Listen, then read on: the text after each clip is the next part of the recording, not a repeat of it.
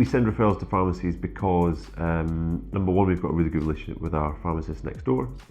So we know them well, trust them, have regular contact with them, daily contact with them really. And number two, we wanted to manage acute demand more efficiently, more appropriately, more timely for patients, and also take strain off us because people that we are sending to Pharmacy First often don't need to be assessed by us at all. I think it's important to utilise our skill set that we've developed and to try and take those low acuity illnesses away from primary care, from walk-in centres, from A&E. So the way we work with our neighbouring pharmacy is a patient request will come in to reception either on the phone or on our online consultation tool, and the receptionist will look at it, and if it's appropriate for the pharmacy, we'll often directly refer it to the pharmacy using the online referral system and a text message to the patient to let them know they've been referred. Or sometimes if the receptionist isn't sure, it'll come onto our GP triage screen, and often I, as the triaging GP, will make a judgment that this can be dealt with by the pharmacy, or at least further assessed by the pharmacy, knowing that if they're not happy with it, it'll come back to me to kind of make a further judgment. So I think the benefit of the Pharmacy First referral direct from the GP practice or NHS 11 is that we've got a good clear audit trail of the problems, and it also means on the escalation front you've documented everything and you've actually got a hard copy if needed to hand over so that that information stream carries on. I think it's better for the patient journey.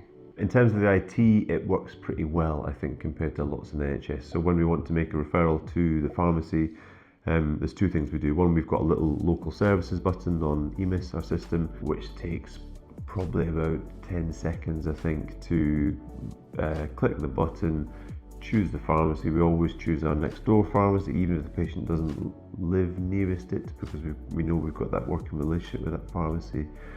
And then you put in a kind of 2 or 3 word blurb about why you're referring, and then so that goes off in 10 seconds, and then we spend another 5 or 10 seconds. It's a strong relationship which is friendly but professional, that has been worked on for many years, and has allowed us to communicate freely and share experience and to improve things quite quickly.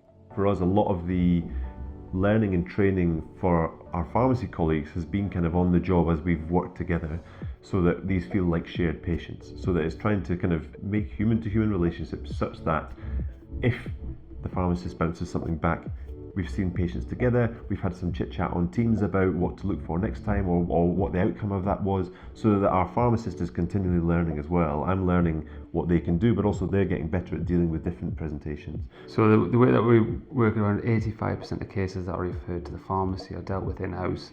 15% that are escalated, what we do is we use the official platform on Pharm Outcomes, and we print off a copy of that as well to take through, and then that gets scanned and put on the system for the duty doctor to actually look at that day. As a pharmacist, I feel like I'm more involved with the day-to-day health of the patients, and it's also an opportunity whereby I can explore other healthcare avenues with patients, not just the acute side. So that relationship building has been fantastic where Pharmacy First is concerned. It's been a stepping stone to other things as well, a lot of signposts and just general health of the actual area. So I think just the relationship's gone from strength to strength really.